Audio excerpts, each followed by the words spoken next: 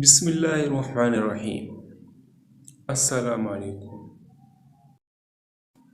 ایک مرتبہ کا ذکر ہے کہ کسی ملک میں ایک بادشاہ نے اپنی رعایا پر ظلم کر کے بہت سارا خزانہ جمع کر لیا اور اسے شہر سے باہر ایک جنگل میں خفیہ غار میں چھپا دیا۔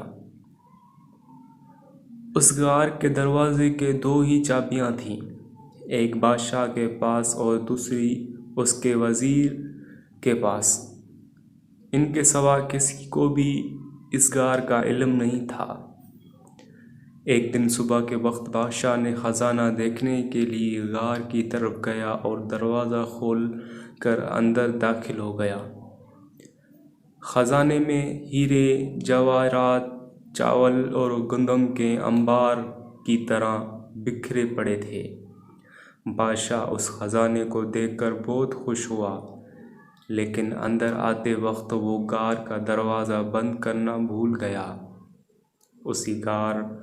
اسی وقت وزیر کا گزر اس غار کی طرف سے ہوا۔ وزیر نے جب خزانے کا دروازہ کھلا دیکھا تو حیران ہو گیا۔ وہ سمجھا کہ غلطی سے دروازہ کھلا رہ گیا ہے۔ اسی خیال کے تحت اس نے دروازہ باہر سے بند کر دیا اور محل پہنچ کر یہ بات بھول گیا۔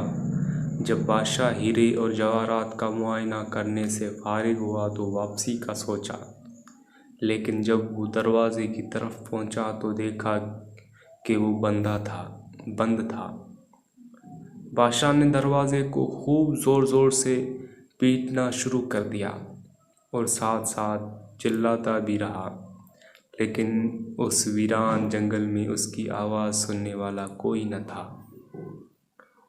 وہ واپس اپنے خزانے کی طرف گیا اور ان سے دل بہلانے کی کوشش کرنے لگا، لیکن بھوک اور پیاس کی ہاتھوں مجبور ہو کر وہ پھر دروازے کی طرف گیا۔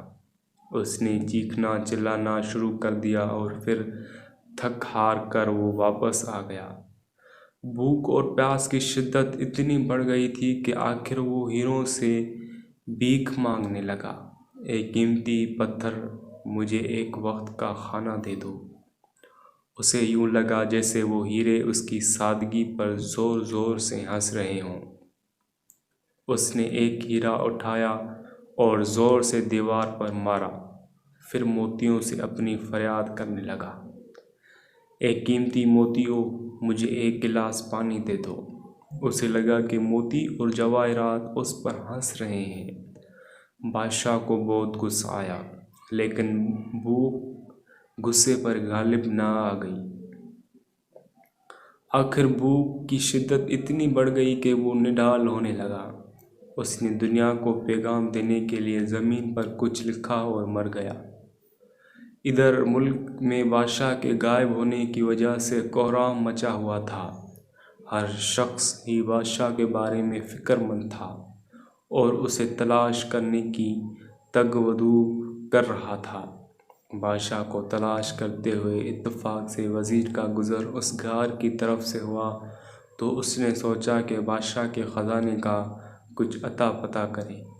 جب وہ غار کے اندر داخل ہوا تو دیکھا کہ بادشاہ مرا پڑا ہے اور زمین پر لکھا ہے، دولت کسی کو زندگی نہیں دے سکتی۔ وزیر بادشاہ کی لکھی ہوئی تحریر پڑھ کر سکتے میں آ گیا۔ وہ بادشاہ کا تجربہ محسوس کر چکا تھا۔ اس نے طے کیا کہ آئندہ زندگی میں وہ دولت کے بجائے انسانوں سے پیار کرے گا اور کسی کو تکلیف نہیں دے گا۔